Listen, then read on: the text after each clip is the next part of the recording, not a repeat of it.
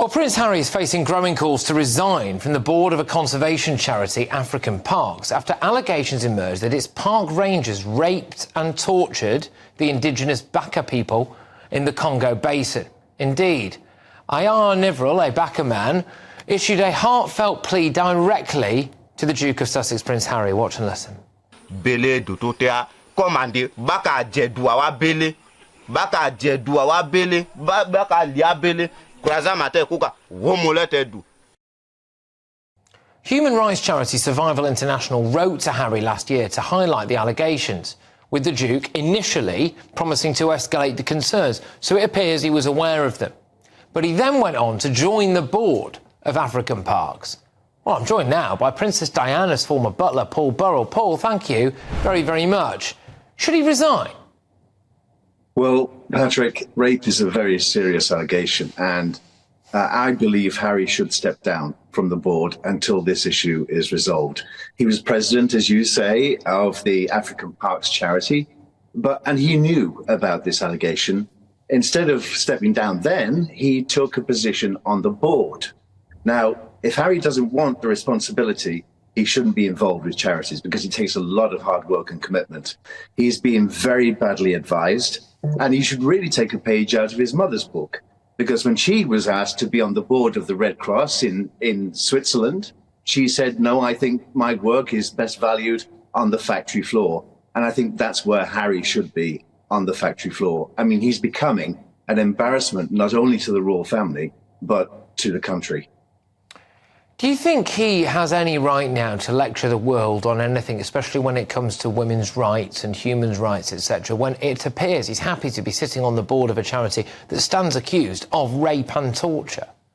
Absolutely, Patrick. I mean, he has no right to stand on that platform on the world stage. And the only reason he's standing on that platform is because he has a royal title. And charities are all too happy to have him on board because he's the Duke of Sussex and he's Diana's son.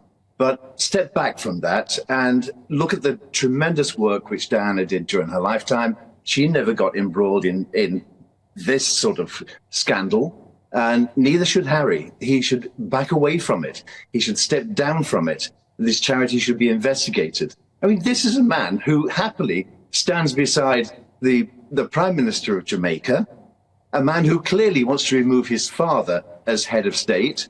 But he's all too happy with that. He's all too happy to fly in a private jet to attend that meeting. And what happens to his carbon footprint? So Harry's making mistakes all the way down the line. Who's advising him?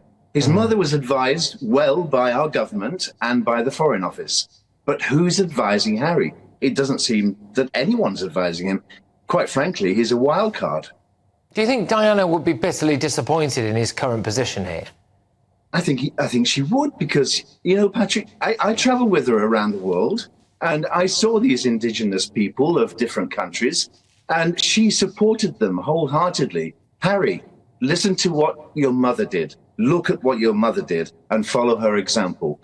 Don't head for the boardroom, because in the boardroom, you can't make a difference. On the factory floor, you can, but you have to be advised properly by the right people. And a scandal like this, you can't afford to be involved with. Back away from it.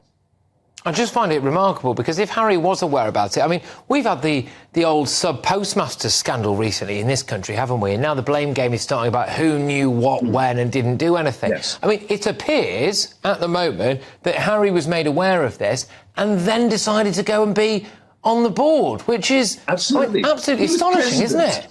Yes, he was president of the African Parks charity.